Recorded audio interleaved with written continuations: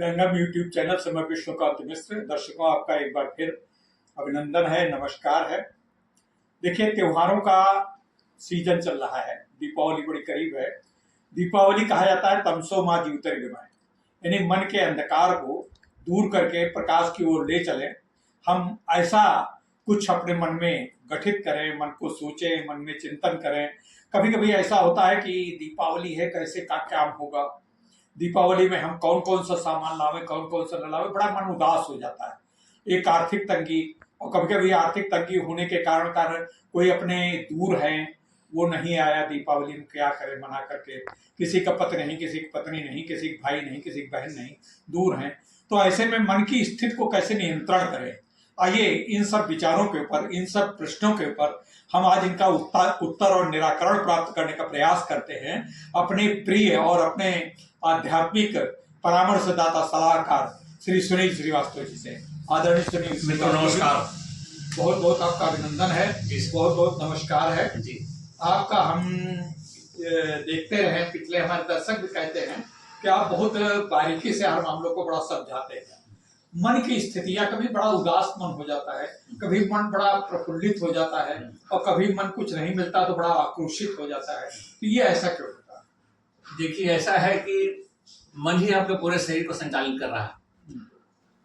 मन का प्रफुल्लित होना, दुखी होना ज्यादातर आपके सोच पर निर्भर करता है। आप किस तरह से सोचते हो, किसके बारे में क्या सोचते हो। अभी आपने जो कहा कि दीपावली का मौसम है, तो हम क्या खरीदारी करेंगे, हमारे पास कितना पैसा है, हमारे घर वाले या बच्चे आए ही नहीं हैं, ये सारी चीजें एक दिमाग में चलता रहता है।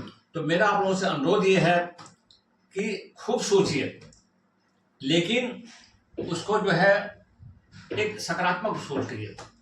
अब मान लीजिए कि जिसे कोई खरीदना चाहते हैं, तो पहली चीज तो देखिए कि हमारी जरूरत की चीज है कि नहीं। अब मतलब ये दूसरे खरीद रहे हैं, दूसरे बेच रहे हैं, दूसरे लाए, उसके वजह से मन को ऐसा न करे कि हम भी ले। निश्चित रूप से इसीलिए हम जो है कष्ट में रहते हैं। आप जो भी खरीदे तो सोच खरीदिए कि हमारी जरूरत की चीज है। आपके पास कितना हो पैसा और नहीं पैसा, उसका कोई मतलब नहीं रहता है। आप बाजार जाइए तो वहां जाके पहले सोच के जाइए कि हम क्या खरीदेंगे। इस समय दिवाली मौसम में लोग बहुत ज्यादा सोना खरीदते हैं, चांदी खरीदते हैं। धनतेरस में जो है कि जो हम कोई चीज खरीद लेंगे तो धन की वर्षा होने लगेगी। ऐसा कुछ नहीं है, ये हमारे मन की सोच है। इसको सकारात्मक रूप में ले आइए, इसके अपने प्रयोग के देखिए कि क्या हमारे यूज में आ सकता है, उस हिसाब से आप खरीदारी करिए। तो निश्चित रूप से जो आप ऐसा सोच लोगे, आपको कोई कष्ट नहीं होगा, न किसी तरह पैसे कष्ट होगा, न सामान न खरीदने का कष्ट होगा। हर तरीके से आपको प्रफुल्लित होगा और खुशहाल होगा। अच्छा, एक बार जहां तक आने का सवाल है कि बच्चे आ रहे नहीं आ रहे हैं, इसमें भी हमको एक बड़ा सकारात्मक सोचना चाहिए कि बच्चे जो है अगर नहीं आ रहे हैं तो क्या कारण है। इस कारण को हमको सोचना चाहिए। खाली अपने बारे में सोचा कि हमारे बच्चे नहीं आए तो हम कैसे दीपावली मनाएंगे। अरे दीपावली तो आप जब भी आपके बच्चे हैं तभी आपका दीपावली है। और ये दीपावली का मौसम है, अगर नहीं आ रहा है तो उनका कुछ कारण होगा, उनकी कुछ मजबूरी होगी। उस मजबूरी को हमको समझना चाहिए, और जब समझेंगे तब किसी तरह से हमको कोई कष्ट नहीं होगा, और हम बड़े खुशहाली से जो सामान लाएंगे, जिस तरीके से हमारी इच्छा उसको मनाएंगे, बड़े खुशहाली से दीपावली मनाएंगे। और उनसे हम संवाद भी आजकल वीडियो कॉन्फ्रेंसिंग के जरिए और अन्य तरीके से उनसे संवाद भी कर सकते हैं दीपावली में। मान लें कि हम लोग साथ साथ हैं, बस, और क्या। जी, वो तो होता ही रहता है। अच्छा, एक बात और है, प्रायः देखा गया है कि मन इस बात से बड़ा खिन्न हो जाता है। हमारे युवा साथियों का ये प्रायः प्रश्न है जी कि हमारी मनचाही जीवन साथी नहीं मिली जी, या पत्नी का यह है कि हमारा मनचाही जीवन साथी नहीं मिला, पति नहीं मिला, या पति को ये लगता है कि हमारी पत्नी नहीं मिली, और पत्नी को हम कैसे प्रसन्न करें, पत्नी को हम कैसे उसको त्योहार की ही बात नहीं है, अन्य मामलों में भी तो मन से हम पत्नी को बहुत प्रसन्न करना चाहते हैं, और पत्नी भी हमको बहुत प्रसन्न करना चाहती है, लेकिन उसके तरीके अलग अलग हो सकते हैं, फिर भी मन व्यथित हो जाता है। ऐसा क्यों? देखिए, ऐसा मन व्यथित इसलिए हो जाता है कि आप या आपकी पत्नी, आप दोनों एक दूसरे पर पूर्ण रूप से समर्पित नहीं है। जिस दिन समर्पण की भावना आ जाएगी तो आप पत्नी के दुख में दुखी होगे, सुख में सुखी होगे। वही हाल आपकी पत्नी को होगा। जब ये स्थिति आ जाएगी, ये मनोभाव आ जाएगा, ये भी मन की स्थिति है। आप सोचते हो कि हमारी पत्नी दुखी है, तो उसको हमको समझना चाहिए क्यों दुखी है। हम जानबूझ के ऐसा कोई काम न करें जिससे कि कोई भी दुख हो। पत्नी तो खैर हमारी एक अर्धांगिनी है, हर तरीके से जो हमारे साथ है, पत्नी को तो दुख होने का कोई सवाल नहीं, लेकिन हमको हमेशा ये विचार करना चाहिए कि हम किस तरीके से अपने पत्नी का घरेलू कार्य में या बाजार कार्य में हम मदद कर सकते हैं, सहायता कर सकते हैं। ये हमारी सोच आ जाएगी तो किसी तरह हमको लगता है कोई असमंजस की स्थिति या कोई नहीं आएगा।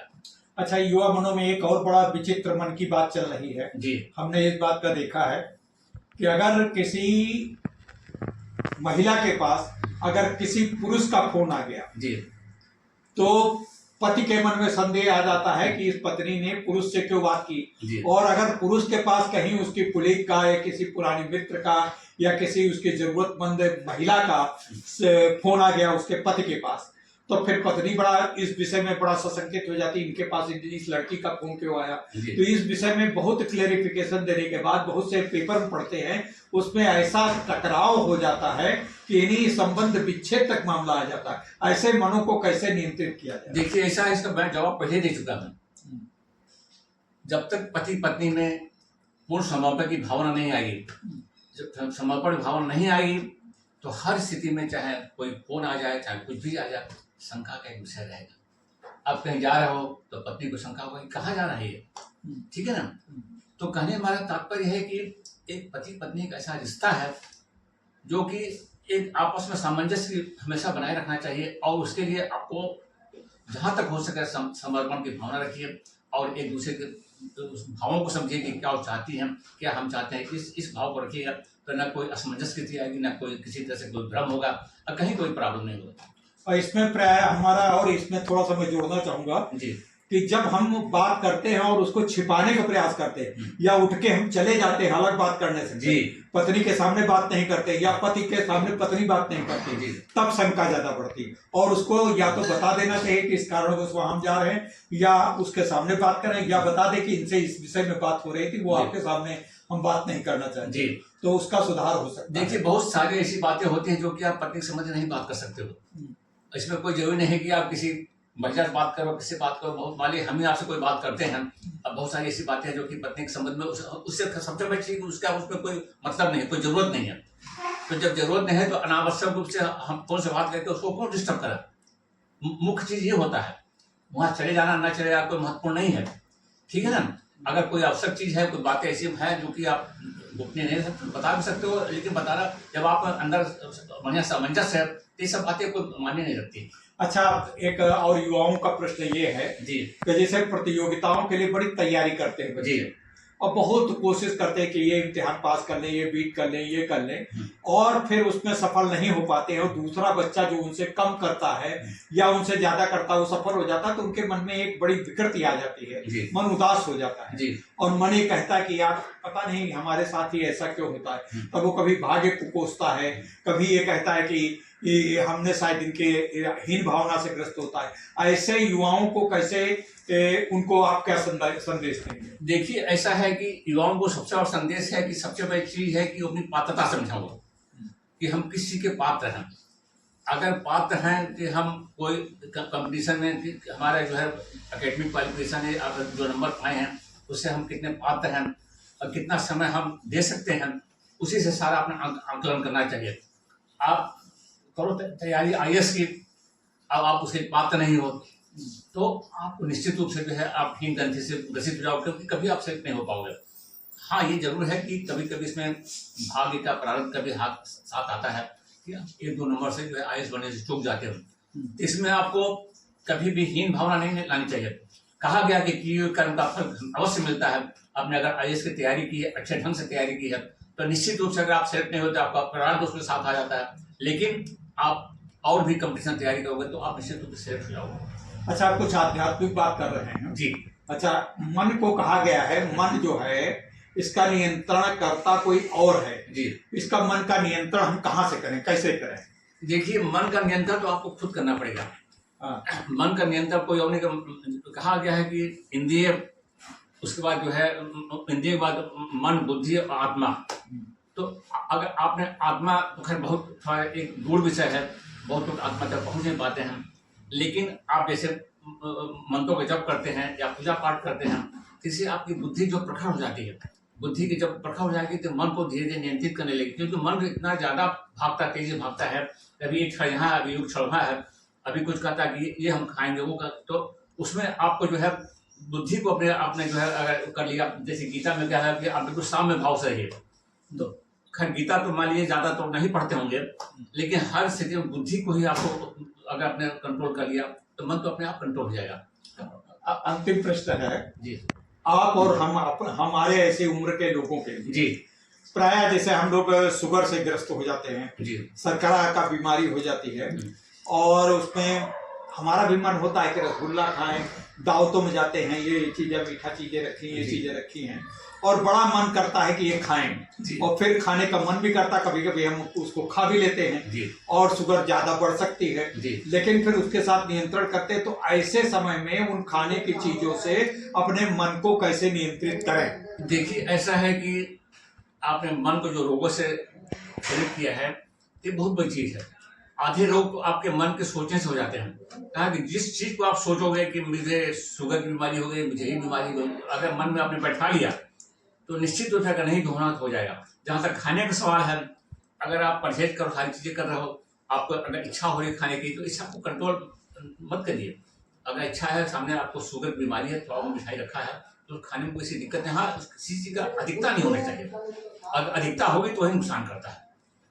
अब आपने कहा कि अंतिम बस है, तो मैं कुछ और संदेश दे देना चाहता हूँ कि सबसे बड़ी जो मैंने पहले भी कहा था कि मन के हारे हार है, मन के जीते जीत। क्या बात है। अगर आप मन से हार गए तो कोई काम आप नहीं कर सकते हो।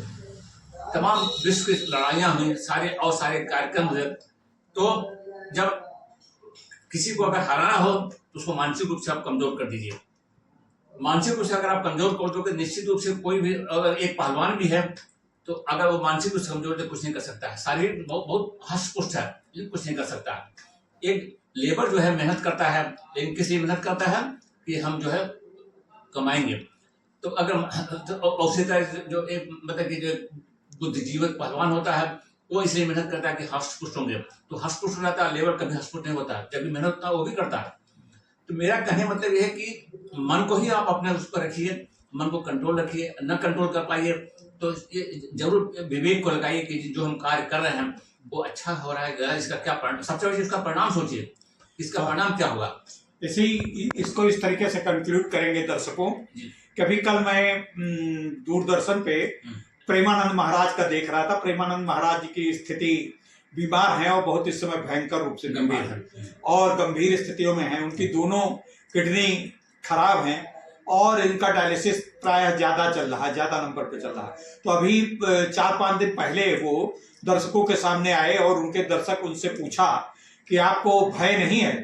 तो उन्होंने बड़ी जोर, ऐसी उनका चेहरा बड़ा फूला हुआ है, हाथ फूले हुए हैं, उन्होंने जो उत्तर दिया वो मन से संबंधित था। उन्होंने उत्तर दिया कि मैं बड़ा कृतज्ञ हूं कि जब मुझको 5 साल का जीवन डॉक्टर ने दिया था, अब मैं 35 साल ज्यादा जी चुका हूं, तो अब तो जो एक एक क्षण मेरे लिए वरदान है।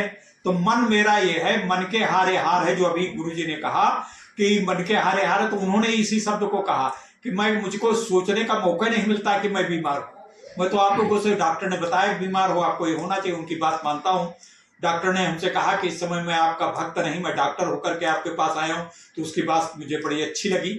और उसने कहा कि मैं जो आदेश करूंगा वो आपको मानना होगा, ऐसे मैं आपके आदेश मानता हूं, तो मुझे उसके आदेश का पालन कर रहा हूं। मुझको चलने के लिए मना किया तो मैं चलना मना कर दिया है, नहीं चलता हूं। तो इसलिए मित्रों, अपने मन को नियंत्रित करिए। मन को पूर्ण नियंत्रण करने के साथ हम आगे बढ़ेंगे। और गुरुजी अंत में कुछ कहना चाहते हैं? देखिए ऐसा है कि आपने मन के बारे में बताया ना, आप अगर कोई भी काम कर रहे हो, जैसे आपने भय बताया, तो अगर उस काम में आपको हल्का सा भय आ गया तो भय ही आपका मौत है। जो डर गया, कहा गया, जो डर गया मर गया। इसमें मैं एक छोटा सा एग्जाम्पल देके अपने वाणी को विराम दूंगा।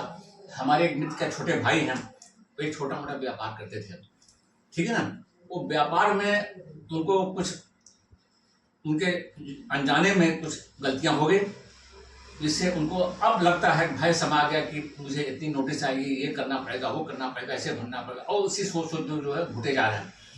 तो कहने मतलब ये है कि आप जो होना था तो हो गया है। आपके दिमाग में हमेशा ये होना चाहिए कि अब मुझे भविष्य में इसके निदान के लिए क्या करना है। जब ये हमेशा कार्य करते रहे, जो आपको चला गया तो लौट के नहीं आएगा, लेकिन जो आपके वश में है उसका हमेशा निदान सोचिए और हमेशा एक पॉजिटिव थिंक करिए कि हमको किस तरह से इससे बाहर निकलना है। जब ये सोचोगे तो ना आप मानसिक रूप से घुटोगे, आप मानसिक रूप घुट जाओगे निश्चित तो तमाम बीमारियां आ जाएंगी, आप कुछ नहीं कर सकते हो। तो उसका समाधान भी मिलेगा जब ये सोचेंगे। ये सोचोगे तो निश्चित हर समस्या का समाधान है, कोई सा नहीं, कोई समस्या नहीं जिसका समाधान ना हो। आप समाधान के बारे में सोचिए, अपने कुछ मित्रों से उसको शेयर करिए। जब शेयर करोगे, ऐसा करोगे तो कभी भी किसी तरीके से आपको कोई दिक्कत ना आएगी और हर समस्या का आपका समाधान हो जाएगा। जी मित्रों, अब अगला वीडियो इसी बात पे बनाएंगे कि व्यक्ति को अंतर्मुखी नहीं होना चाहिए, बहिर्मुखी होना चाहिए और संवाद करना चाहिए, बोलना चाहिए, अपनी समस्याओं को शेयर करना चाहिए। समस्याएं शेयर करिए ऐसे व्यक्ति के साथ जो आपको विश्वास में लेकर के आपको सन्मार्ग पे ले चले, उसका समाधान कर सके। तो मित्रों, इसके बाद समाप्त करते हैं। नमस्कार, धन्यवाद। मित्रों नमस्कार।